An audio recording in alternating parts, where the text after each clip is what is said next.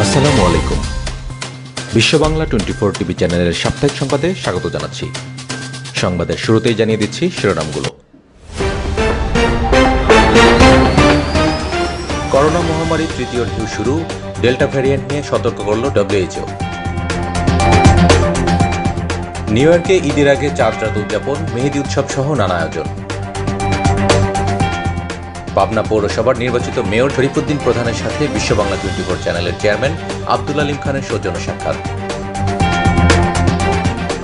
ঈদুল আজহা উপলক্ষে বিধিনিষেধ শিথিল হলেও কক্সবাজারে খুলছে না পর্যটন স্পট, বন্ধ থাকবে হোটেল মোটেল। জার্মানিতে বন্যায় মৃতের সংখ্যা বেড়ে 2 শতাধিক, নিখোঁজ অনেকে। নিউ ইয়র্কে ইঞ্জিনিয়ার মোশাররফ হোসেনকে নাগরিক সংবর্ধনা, স্বাধীনতার বিরোধীদের বিরুদ্ধে সবাইকে সতর্ক থাকার আহ্বান। করোনায় মৃত্যুবরণকারী যুক্তরাষ্ট্র বিএনপির 14 নেতাকর্মীর স্মরণে বিশেষ দোয়া মাহফিল, আত্মার মাগফিরাত কামনা। বিশ্বের সবচেয়ে ছোট গরু সাভারের রানী, মাত্র 20 ইঞ্চি উচ্চতা ও 26 কেজি ওজন। এতক্ষণ শুনছিলেন সংবাদ শিরোনাম, এবার বিস্তারিত। করোনা ভাইরাস মহামারীর তৃতীয় ঢেউ শুরু হয়ে গেছে। আমরা এখন এর প্রাথমিক পর্যায়ে রয়েছি বলে সতর্ক করেছে বিশ্ব স্বাস্থ্য সংস্থা। তারা বলেছে, এবারের ঢেউয়ে বড় আতঙ্কের কারণ হতে পারে অতি সংক্রামক ডেল্টা ভ্যারিয়েন্ট। WHO প্রধান বলেছেন, দুর্ভাগ্যজনকভাবে আমরা বর্তমানে করোনা মহামারীর তৃতীয় ঢেউয়ের প্রাথমিক পর্যায়ে রয়েছি। তার মতে, করোনায় মৃত্যু ও সংক্রমণ বেড়ে যাওয়ার পেছনে ডেল্টা ভ্যারিয়েন্টের বিস্তারের পাশাপাশি সামাজিক গতিশীলতা এবং প্রমাণিত স্বাস্থ্য ব্যবস্থার অসামঞ্জস্য ব্যবহার বৃদ্ধির বড় ভূমিকা রয়েছে। গ্যাব্রিয়েসুস জানান, ভাইরাসটি বিকশিত হওয়া অব্যাহত রেখেছে, যার মাধ্যমে অধিক সংক্রামক ধরনগুলো তৈরি হচ্ছে। তিনি বলেন, ডেল্টা ভ্যারিয়েন্ট 111টির বেশি দেশে পৌঁছে গেছে। আমরা ধারণা করছি এটি শিগগিরই বিশ্বজুড়ে করোনার সবচেয়ে প্রভাবশালী ধরন হিসেবে আবির্ভূত হবে, যদি না তা ইতিমধ্যেই হয়ে গিয়ে থাকে। গত সপ্তাহে টানা চতুর্থ সপ্তাহের মতো বিশ্বজুড়ে করোনা সংক্রমণের হার বাড়তে দেখা গেছে। এর মধ্যে বিশ্ব স্বাস্থ্য সংস্থার 6টি অঞ্চলের মধ্যে একটি বাদে সবগুলোতেই রেকর্ড সংখ্যক সংক্রমণ হয়েছে। টানা 10 সপ্তাহ কমার পর সম্প্রতি করোনায় মৃত্যুও বাড়তে শুরু করেছে। করোনার এই ভয়াবহতা ঠেকাতে টিকাদানের বিকল্প নেই বলে মনে করিয়ে দিয়েছেন WHO প্রধান। আগামী সেপ্টেম্বরের মধ্যে প্রতিটি দেশের অন্তত 10% মানুষকে করোনা টিকার আওতায় আনতে বিশ্ব স্বাস্থ্য সংস্থার আহ্বানের কথাও ফের উল্লেখ করেন তিনি। নিউ ইয়র্ক বাঙালি অধ্যুষিত জ্যাকসন হাইটস, জ্যামাইকা, ব্রুকলিনের চার্লস ম্যাকডোনাল্ড অ্যাভিনিউতে চলছে ঈদের সাজ রব। দোকানপাট খোলা সারা রাত। প্রবাসে বিশেষ করে নতুন প্রজন্মের ছেলেমেয়েরা ঈদের আনন্দকে ভাগাভাগি করে নিতে ভিড় করে কেনাকাটা আর মেহেদি উৎসবে। নিজস্ব সংস্কৃতির প্রতি ছেলেমেয়েদের আগ্রহ দেখে বাবা মায়েরাও প্রাণ উজাড় করে দিচ্ছেন। সন্তানদের নিয়ে সারা রাত কেনাকাটা আর মেহেদি উৎসব মাতেন তারা। পাঞ্জাবি, পাজামা, সালোয়ার কামিজ, চুড়ি, স্যান্ডেল, টুপি, জায়নামাজ, খেলনা সহ হরেক সামগ্রীর পসরা বসে জ্যাকসন হাইটস, জ্যামাইকা, ব্রুকলিনের চার্লস ম্যাকডোনাল্ড অ্যাভিনিউতে। তবে মেহেদি উৎসবই বেশি দৃষ্টিনন্দন করে তোলে সব আয়োজন। এমনকি বিদেশিরাও হাতে মেহেদির আলপনায় এঁকে নেন, আর জ্যাকসন হাইটস মাইকে বিরামহীন গান বাড়তি বিনোদন যোগ করে।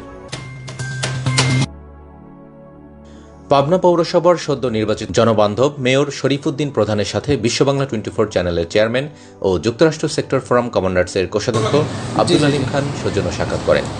সে সময় পাবনা পৌরসভার মেয়রকে ফুল দিয়ে ঈদুল আজহার শুভেচ্ছা ও অভিনন্দন জ্ঞাপন করেন। সাক্ষাৎকালে সে সময় উপস্থিত ছিলেন বাংলাদেশ ছাত্রলীগের কেন্দ্রীয় কমিটির সাবেক সহসভাপতি ও বাংলাদেশ আওয়ামী লীগের বন ও পরিবেশ বিষয়ক উপকমিটির অন্যতম সদস্য মাজহারুল ইসলাম মানিক, পাবনা এডওয়ার্ড বিশ্ববিদ্যালয় কলেজের ছাত্রলীগের সাবেক সাধারণ সম্পাদক ও যুবনেতা মামুন ও পৌর এলাকার বিশিষ্ট ব্যক্তিবর্গ। সে সময় বিশ্ব বাংলা 24-এর চেয়ারম্যান এর করোনা ভাইরাস বিষয়ক এক বিশেষ প্রশ্নে পাবনা পৌর মেয়র বলেন, তার পৌর এলাকার 15টি ওয়ার্ডের মধ্যে ইতিমধ্যে বিনামূল্যে অক্সিজেন ব্যাংক সেবা চালু করা হয়েছে। জেলা প্রশাসন এখানে হয়েছে, সেখানে জনপ্রতিনিধিরাও ছিলেন এবং বিভিন্ন ঈদগাহ কমিটি, ইসলামিক ফাউন্ডেশনের উপস্থিতি সবাই ছিল। সেখানে সরকার তো এটা প্রজ্ঞাপন জারি করছে যে বড় ঈদগাহে সরকার তো এটা প্রজ্ঞাপন জারি করছে যে বড় ঈদগাহে সমাবেশের মানে ঈদগাহ নামাজ পড়া যাবে না, ছোট ক্ষুদ্র ঈদগাহে নামাজ। করোনা আক্রান্ত রোগী দিনরাত 24 ঘন্টা এই অক্সিজেন সেবা পাবেন। তিনি আরও বলেন, পৌর স্বেচ্ছাসেবীরা শহরের গুরুত্বপূর্ণ বিভিন্ন পয়েন্টে মাস্ক বিতরণ কার্যক্রম অব্যাহত রেখেছেন। করোনা মহামারী সংকটে পাবনা পৌরসভা কর্তৃক 4,621 জন অসহায় ও দুস্থ পরিবারকে স্বাস্থ্যবিধি মেনে 10 কেজি করে চাল প্রদান কার্যক্রম চলমান আছে। মেয়র আরও বলেন, করোনা মোকাবেলায় স্বাস্থ্য সচেতনতা বৃদ্ধির লক্ষ্যে পৌর এলাকায় মাইকিং কার্যক্রম অব্যাহত আছে। এছাড়াও ঈদুল আজহা উপলক্ষে পৌর এলাকার কোরবানির পশুর বর্জ্য অপসারণের লক্ষ্যে পৌর এলাকার 15টি ওয়ার্ডে বর্জ্য অপসারণ কর্মী নিয়োগ করা হয়েছে। মেয়রের সময় বিশ্ব বাংলা 24 চ্যানেলের মাধ্যমে পাবনা পৌরবাসীকে পবিত্র ঈদুল আজহার শুভেচ্ছা জ্ঞাপন করেন। আসন্ন ঈদুল আজহা উপলক্ষে করোনার বিধিনিষেধ শিথিল করে দিয়েছে সরকার। স্বাস্থ্যবিধি মেনে আগামী 23 জুলাই ভোর 6টা পর্যন্ত গণপরিবহন চলাচল সহ দোকানপাট, হোটেল ও পর্যটন স্পট খুলে দেওয়া যাবে। তবে খুলছে না কক্সবাজার হোটেল, মোটেল ও পর্যটন স্পট। কক্সবাজারের জেলা প্রশাসক জানিয়েছেন, করোনা মহামারী রোধে কঠোর লকডাউন পালনে উদ্বুদ্ধ করা হয়েছে। সচেতনতা সৃষ্টিতে জরিমানা ও সাজার মতো ঘটনার অবতারণাও করতে হয়েছে প্রশাসনকে। মনস্তাত্ত্বিক কারণে লকডাউন শিথিল হলেও আগের মতো পর্যটন স্পট, হোটেল, মোটেল বন্ধ থাকবে। জার্মানির পশ্চিমাঞ্চলে ভারী বৃষ্টিপাত ও বন্যায় মৃতের সংখ্যা বেড়ে 200-র বেশি জনে দাঁড়িয়েছে। নিহতদের মধ্যে বেশিরভাগই নর্থ রাইন ওয়েস্টফেলিয়া ও রাইনল্যান্ড পালাটিনেট রাজ্যের বাসিন্দা। এছাড়া বন্যায় প্রতিবেশী বেলজিয়ামে 6 জনের মৃত্যু হয়েছে। দেশটির লিগে শহরের বাসিন্দাদের ঘরবাড়ি ছাড়তে বলা হয়েছে। ভারী বৃষ্টিপাতের প্রভাব পড়েছে নেদারল্যান্ডেও। বন্যায় দেশটির দক্ষিণাঞ্চলীয় লিবার্গ প্রদেশে অনেক ঘরবাড়ি ক্ষতিগ্রস্ত হয়েছে। ইউরোপের পশ্চিমাঞ্চলে ভারী বৃষ্টিপাতের কারণে এসব দেশে বন্যা দেখা দিয়েছে। প্রাকৃতিক এই বিপর্যয়ে হতবাক হয়েছেন বলে জানিয়েছেন জার্মান চ্যান্সেলর অ্যাঙ্গেলা মার্কেল। প্রবল বৃষ্টিপাতের জেরে বুধবার থেকে জার্মানির পশ্চিমাঞ্চলে ভয়াবহ বিপর্যয় দেখা দিয়েছে। এতে বহু সম্পত্তির ক্ষয়ক্ষতি হয়েছে। সরিয়ে নিতে হয়েছে বিপুল সংখ্যক মানুষকে। বন্ধ হয়ে গেছে বেশ কয়েকটি সড়ক। বন্যার কারণে রাইনল্যান্ড পালাটিনেটের ভলকানেফেল জেলায় জরুরি অবস্থা জারি করা হয়েছে। বন্যার কারণে পশ্চিম জার্মানির 2 লক্ষাধিক বাড়ি বিদ্যুৎ বিচ্ছিন্ন হয়ে পড়েছে। বিঘ্ন ঘটেছে বিশুদ্ধ পানি সরবরাহেও। দেশটির পশ্চিমাঞ্চলে স্কুল বন্ধ ঘোষণা করা হয়েছে। সেখানে যানবাহন চলাচলও ব্যাপকভাবে বিঘ্ন ঘটেছে বলে জানা গেছে। নিউ ইয়র্কে ওয়ার্ল্ড ফেয়ার মেরিনা রেস্টুরেন্টে আওয়ামী লীগের প্রেসিডিয়াম সদস্য, সাবেক মন্ত্রী, বর্তমান সংসদ সদস্য, বীর মুক্তিযোদ্ধা ইঞ্জিনিয়ার মোশাররফ হোসেনকে নাগরিক সংবর্ধনা দেওয়া হয়েছে। করোনার প্রভাব কাটিয়ে যুক্তরাষ্ট্রের নিউ ইয়র্কের মানুষ স্বতঃস্ফূর্তভাবে এই সংবর্ধনা অনুষ্ঠানে অংশগ্রহণ করে। অনুষ্ঠানে স্বাগত বক্তব্য রাখেন মুক্তিযোদ্ধা সন্তান কমান্ডের আহ্বায়ক আশরাফ আলী খান লিটন। সকল মুক্তিযোদ্ধাদের প্রতি কৃতজ্ঞতা প্রকাশ করে এবং আগত সকল অতিথিদের প্রতি কৃতজ্ঞতা প্রকাশ করে আমার বক্তব্য এখানে শেষ করলাম। জয় বাংলা, জয় বঙ্গবন্ধু। এছাড়াও অনুষ্ঠানে বক্তব্য প্রদান করেন যুক্তরাষ্ট্রে নিযুক্ত consul general Sadia Faizunnesa, sector commanders forum যুক্তরাষ্ট্রের সভাপতি মুক্তিযোদ্ধা রাশেদ আহমেদ, প্রখ্যাত কণ্ঠশিল্পী মুক্তিযোদ্ধা রথীন্দ্রনাথ রায়, বঙ্গবন্ধু ফাউন্ডেশন যুক্তরাষ্ট্রের সাধারণ সম্পাদক আব্দুল কাদের মিয়া সহ আওয়ামী লীগের নেতৃবৃন্দ। প্রধান অতিথির বক্তব্যে ইঞ্জিনিয়ার মোশাররফ হোসেন মুক্তিযুদ্ধের ইতিহাস তুলে ধরেন এবং পরবর্তী প্রজন্মের কাছে মুক্তিযুদ্ধের সঠিক ইতিহাস ও বঙ্গবন্ধুকে সঠিকভাবে তুলে ধরার আহ্বান জানান। অংশগ্রহণকারী যারা এখানে উপস্থিত হয়েছে আছেন এবং যুক্তরাষ্ট্রের অন্যান্য যারা এখানে আছেন উপস্থিত সবাইকে আমি অভিনন্দন জানাচ্ছি।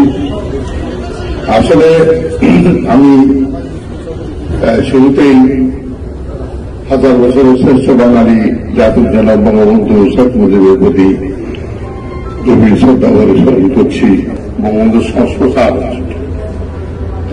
তাদেরকে বললাম যে তোমরা তো সাংবাদিক সফর আসছে, একটা কাজ করো, আমার এখানে সুন্দর লন করছি আমি হোটেলের সামনে, এখানে একটা নৈশভোজন আয়োজন করো, টাকা সব আমাদের। সেই নৈশভোজে কক্সবাজারের যারা কৃতি পুরুষ, যারা জমিদার এবং যারা মানে খুব নারী বুড়ি ব্যক্তিত্ব, তারা সেখানে থাকবে, সেখানে মত বিনিময় হবে। কোন অশুভ শক্তি বাংলাদেশকে যেন পিছিয়ে দিতে না পারে, এজন্য সকলকে সজাগ থাকার আহ্বান জানান বক্তারা। কণ্ঠযোদ্ধা রথীন্দ্রনাথ রায়, শহীদ হাসান, কাদেরিয়া কিবরিয়া সহ প্রায় 30 জন মুক্তিযোদ্ধা উপস্থিত ছিলেন অনুষ্ঠানে। প্রধান অতিথিকে ফুলের ক্রেস্ট দিয়ে সম্মাননা জানানো হয় এবং প্রধান অতিথি সকল মুক্তিযোদ্ধার হাতে লাল গোলাপ তুলে দিয়ে শুভেচ্ছা প্রদান করেন। অনুষ্ঠানে সভাপতিত্ব করেন বাংলাদেশ প্রতিদিন যুক্তরাষ্ট্র শাখার প্রধান বীর মুক্তিযোদ্ধা লাবলু আনসার।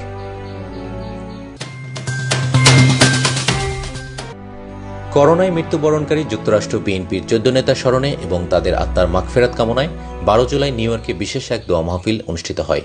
যুক্তরাষ্ট্র বিএনপির ব্যানারে জ্যাকসন হাইটসে পালকি পার্টি সেন্টারের এই মাহফিলে সূচনা বক্তব্য রাখেন বিএনপির সাবেক সভাপতি আলহাজ আব্দুল লতিফ সম্রাট।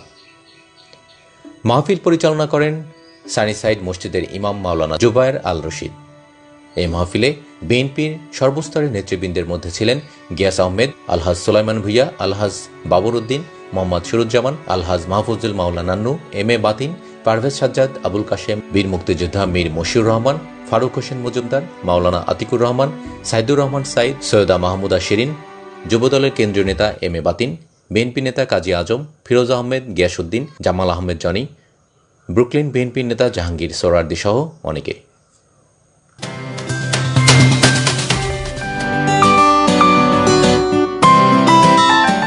এবার বিশেষ সংবাদ।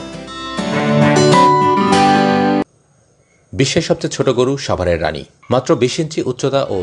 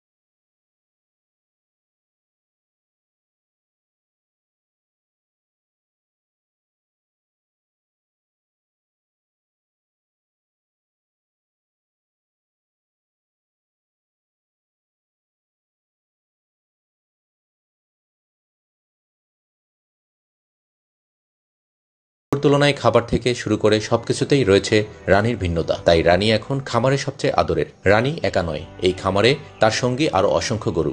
তার মধ্যে 2 বছর বয়সী রানী সবচেয়ে ছোট। বর্তমানে অনেকে গরুটি কিনতে আগ্রহ প্রকাশ করেছেন। এর দাম উঠেছে 10 লাখ টাকার উপরে। গরুটি বিষয়ে জানতে পেরে আশেপাশের উৎসুক জনতার আগ্রহের কমতি নেই। এছাড়া দর্শনার্থীদের জন্য দেখার ব্যবস্থা থাকলেও সবাই স্বাস্থ্যবিধি মেনে আসার অনুরোধ জানানো হয়েছে। এই ছিল আজকের মতো বিশ্ব বাংলা 24 টিভি চ্যানেলের সাপ্তাহিক সংবাদ। সবাইকে আরও একবার বিশ্ব বাংলা 24 দেখার আমন্ত্রণ জানিয়ে শেষ করছি এখনকার সংবাদ আয়োজন। করোনা ভাইরাস থেকে বাঁচতে স্বাস্থ্যবিধিগুলো মেনে চলুন, নিরাপদ ও সুস্থ থাকুন। আল্লাহ হাফেজ।